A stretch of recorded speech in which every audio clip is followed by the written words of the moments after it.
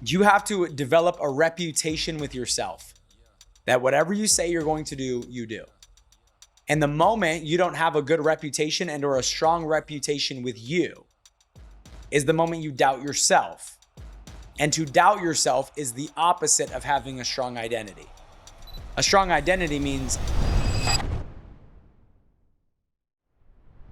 if your circumstances determined your identity and who you were, nobody would ever climb out of their circumstances. How many of you are in maybe a better situation than you were raised? Maybe you're doing better now financially than the way you were raised. How many of you guys have ever been in a bad situation and you got out of that bad situation and ended up in a good situation? Anybody ever been there? Okay, fantastic. So guess what? That means that who you are matters more than where you are. Because if you were in a bad situation and you got out of it, you can't solve a problem at the same level of consciousness it took to create it, which means that you had to elevate yourself in order to elevate out of the situation. Which means that if we focus on becoming, as you become, you will attain. Most people think I will attain and then I'll become. And that's not the way that it works. You have to become and then you will attain. Okay? And so we need to focus on becoming in every area of our life, not just business. Because if I help you build world-class income and your marriage is struggling, is that success? No. If I help you build an incredible business, but you don't have good relationships with your children, is that success? Absolutely not. And so we need to focus on becoming in all areas of our life because it all ties together. When I'm sitting down with somebody and I'm trying to identify what's going on in their business, and I can't figure out what their business issue is, they're like the perfect package. Their business is just not moving. It's typically something that's going on in their home. Their home isn't strong. And if there's not a strong home, it's typically because there's not strong faith within that home. Everything is foundational. So we can't just focus on becoming from a business perspective or an economic perspective or a skill set perspective. That is important, but it can't be the only area in which we are focused on becoming. If we are becoming in our business and financially, but we are not becoming in our health, and all of a sudden we become very ill because we don't take care of ourselves, who cares about all this wealth that you acquire? Because you won't be around long enough to enjoy it. Are we getting this right now? So I'm going to go over some things that's going to help you become and shift. Does that sound good? First thing, we've all heard this before, but associations. But not just associations. I want you to write down, number one, associations and disassociations. We've all taken math class before, correct? What's a positive times a negative? A negative. So some people think, oh, I'm hanging around 10 good associations. There's just this one bad association that I hang out with. You're now negative, no matter how you slice it and dice it. So most people think, oh, it's just about having good associations. Good associations are important, okay? But bad associations are even more deadly than a good association. And most people hang around bad associations. Matt, what is a bad association? A bad association is someone who keeps you comfortable. So you might have someone in your life that says, I love you just the way you are. And you might be thinking, wow, that's such a good association. They love me. But if they are encouraging complacency, that is a bad association. So a bad association is anyone who keeps you comfortable. So if they say, I love you just the way you are. You're perfect. Why do you need to try to grow? Why do you need to change? You are already amazing. That might be a compliment. You are already amazing, but it's a compliment that keeps you stagnant. It's a compliment that keeps you complacent. A good association is someone who challenges your thinking. A good association is someone who ruffles your feathers sometimes. A good association is someone who makes you uncomfortable for operating at the current standard in which you're operating. A good association is someone who gets you to think outside the box and gets you to think that where you are at is not good enough and that there is another level. A good association is someone who calls you out when you're not thinking like a successful person. A good association is someone that says, hey, you need to love your wife more and you got to show up for her more. A good association is saying, hey, you need to treat your husband better. A good association is someone that says you got to step up for your children in a better way. Well, I don't care if you're tired. We're all tired. When you get home, your children deserve 100% of you. I don't care if you gave 100% in business. Give 100% in business all day long. But when you go home to your children, just because you exhausted the tank in business doesn't mean that there shouldn't be more in the tank to exhaust for your children. When I get home every single day, it doesn't matter how tired I am. My daughters don't care how tired I am. They just want daddy. And they're going to get 100% of daddy, and my business is going to get 100% of me, and the gym is going to get 100% of me. There's enough of me to give 100% of me. I just got to keep tapping in. Getting into a good association is sometimes challenging. Do you want to know why? Because it requires isolation.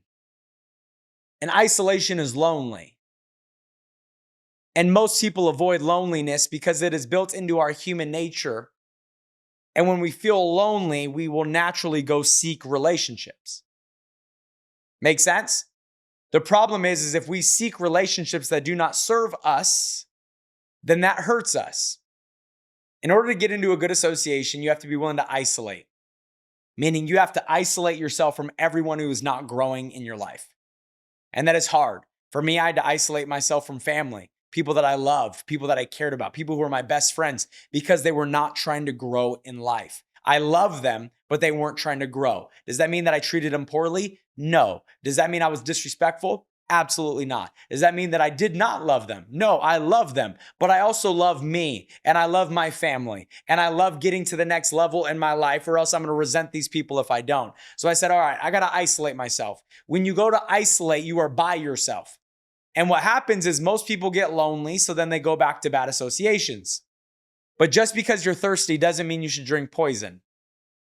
Just because you're lonely doesn't mean you should go back to relationships that do not serve you and or that are bad for you. You have to be willing to isolate. And so what happens is this, when you enter isolation and it becomes lonely and you fill that void with growth and development and the reading of books and the watching of audios and or YouTubes and or things that serve you, and you get into this isolation mode and you're trying to fill your cup, most people go try to fill their cup with other people.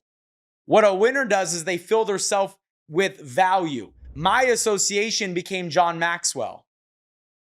I don't know John Maxwell on a personal level. But as I was lonely, I was reading his books. I was listening to his audios. I was watching YouTube videos on his messages. I started filling my cup with things that served my growth, and that's what got me through it. But what happened is this, as I isolated and I was filling my cup with things that served me, I became better. I started to think better. I became a more valuable person. And as I became a more valuable person, more valuable circles started to become okay with me being in those circles. Because good associations are also blocking out bad associations. So the only way that a good association will allow you to associate with them is if you become a good association. And the only way to become a good association is through isolation. And so first you have to go through isolation. In isolation, you develop, you become more valuable. As you become more valuable, you become a good association. And now the good associations want you within their association because everyone's going to help each other get to the next level. Does this make sense? You have to earn your way in by becoming someone that people want around and are okay to have around because there's value that they bring to the table. Second thing that's going to help you raise your identity is preparation. The more prepared you are, the more confident you are. The less prepared you are, the less confident you are. That is just it. If I'm prepared, I have confidence. If I have confidence, I have influence. If I have influence, that's going to raise my identity. If I feel unprepared, I feel unworthy. And if I feel unworthy, that lowers my identity. Unworthy people do not attain because they will sabotage their way to trying to attain. If I do not feel worthy of something, I will sabotage it. That's why you see people sabotage great relationships, great marriages. That's why you see people win the lottery and then blow it. Do you know there's been people that have won the lottery twice and have filed bankruptcy twice? Do you want to know why? They were unworthy. So when they felt unworthy, they sabotaged the money because they felt unworthy of the money. Well, it's the same thing in business. If you feel unworthy of the success, you will sabotage the success. Where does a lack of worthiness come from? A lack of preparation. But if you are extremely prepared because you did the work up front in order to be prepared, now all of a sudden you feel worthy of the success because you've done the work necessary up front to be prepared and ready to have the success and handle the success as you get closer to it. You feel like I deserve this versus I am unworthy of it. Number 3, knowledge. When you are knowledgeable, it helps with your identity. Some of us are like, man, I don't feel like I can win in this business. Well, that's your identity. Right now, your identity is you don't know if you can win in this business. But if you had all the knowledge in order to win in this business, would you be doubting whether or not you could win? No. So that means that we need to seek out the knowledge and not wait for the knowledge to come to us. What do most people do? Bring me knowledge. People are just waiting for knowledge. There's not a lack of resources out there. There's a lack of resourcefulness. And I want to challenge you to become resourceful. Go seek out whatever knowledge you need in order to grow and get better. Stop waiting for a Perry to teach you. Stop waiting for a Jas to teach you. Say, what do I need? I am going to go find what I need. What knowledge do I need to have? I'm going to go seek out that knowledge. I'm going to go attack that knowledge. Number 4, keeping the promises to yourself. If you say you're going to do something and you don't, you lose a little bit of your integrity every time. If I say I'm going to make 5 phone calls today and I don't make those 5 phone calls today, I lose a little bit of my self-confidence. I said I was going to do something. I didn't. I lose self-confidence. Well, Matt, why is that? Because you have to develop a reputation with yourself that whatever you say you're going to do, you do. And the moment you don't have a good reputation and or a strong reputation with you is the moment you doubt yourself. And to doubt yourself is the opposite of having a strong identity. A strong identity means I am confident in me. I'm confident in my ability. I am confident that anything that I say I'm going to do, I do. I am confident in my ability to get a result. I am confident in my ability to attain whatever I want to attain. That is an identity. If you say you're going to do something, do it. Be a man, be a woman of your word. I said I was going to work out today. I don't care if it's only for 5 minutes. But if you said you were going to work out today and you didn't, you are going to lose self-confidence if you don't. Well, I don't have 45 minutes. Then do 5 minutes. But at least work out so you can say, I said I was going to work out and I did it. I kept my promise to me. That was number 4. Number 5, experience it. Taste it. Do you know what me and my wife have always done? Every Sunday, we would go tour dream homes in neighborhoods we could not afford. They would hold open houses. We would go to all these open houses every Sunday. After church, we would go tour all the dream homes. We'd say, all right, where are all the open houses? And me and my wife, we would go tour all these dream homes, at least 2 to 3 every other Sunday. And what started happening is we started tasting it. And when you taste something, you crave it. You can't crave something you've never tasted. So if you've never tasted what the dream home looks like, feels like by being inside of it, how can you crave that dream home if you haven't even tasted it and or been within it? If you've never tasted what it's like to go to a fine dining restaurant, how can you crave that as a normal meal if you've never tasted it? If you've never tasted what it's like to tithe a certain amount of money, how about you make $10,000 and you just tithe the $1,000 so that way you can crave that feeling over and over and over again. Doesn't mean you can do it every time just yet, but just do it every time you can and you start to crave these things. When was the last time you went to a dealership and just test drove a dream car because you wanted to know what it felt like to be behind the engine of something that freaking has horsepower and something that moves and just the smell of a new car? When was the last time you went and test drove it so that way you could taste it, so that way you can crave it? When was the last time? You can't crave something you've never tasted. A great way to do that is open houses. They always have them. They allow anyone in. So go taste it. Go stay one night with your wife or your husband at a top hotel, but it's $650 a night or $1,000 a night. Just do it. And at least you'll know what it feels like and tastes like to be in an environment like that. And to be honest with you, you might even feel uncomfortable being there, but at least you now know what the good life feels like and tastes like. And now you're going to want more of it. Number 6, outwork everyone. When I came into this business, I was 19. I had no background in finance. I had no background in anything. All I had was a work ethic. That's all I had. And so I came into the business and I said, okay, who makes more money than me? And the person that was leading the office at the time was making about $400,000 a year, but he wasn't on his game. He wasn't showing up as early as he used to. He wasn't staying as late as he used to. He got to a point where he was big timing it. Not because he was a bad person, but when you start to make more money than you've ever made, it becomes easy to get comfortable. And he got comfortable. And so I started realizing, I was like, all right, I may not be able to make 400 grand today, but you know what I can do? I can show up to the office earlier. I can leave the office later. I can make more phone calls. I can do more appointments. I can listen to more audios. I can read more books. I can devour information. I can fight my way into good associations. I can work longer. I could just do more. And if I do more, I'm going to start to feel like I deserve to have more. And when I start to feel like I deserve to have more, my identity will shift and I will start to attract more. Does this make sense?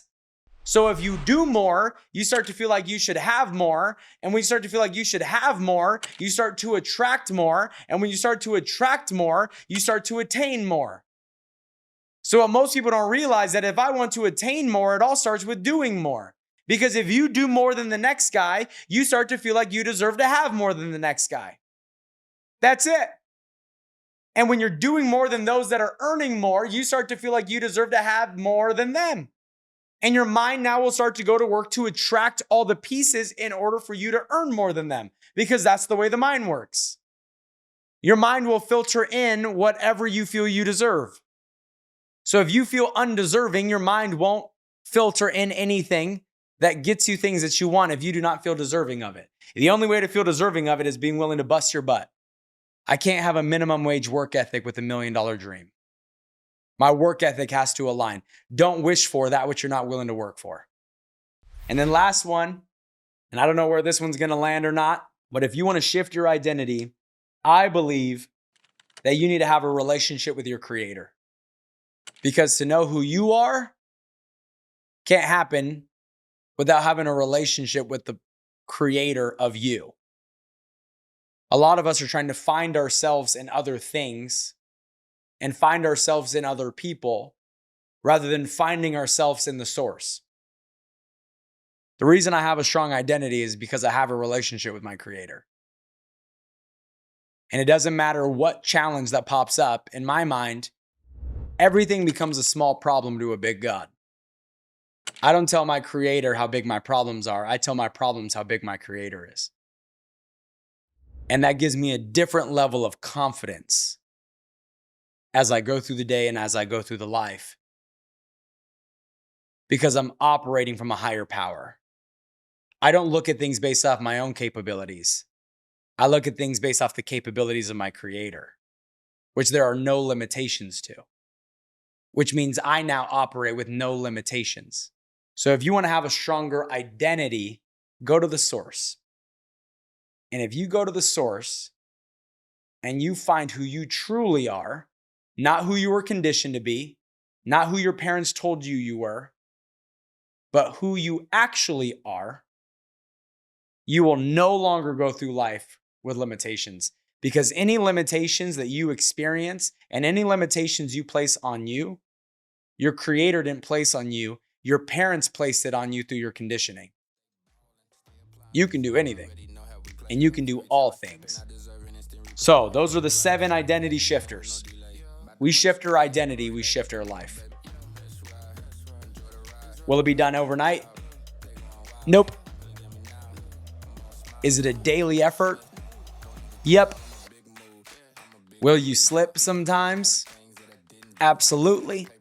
You're a human, but we got to strive for excellence every day. Let's get it. Let's get it. Let's get it.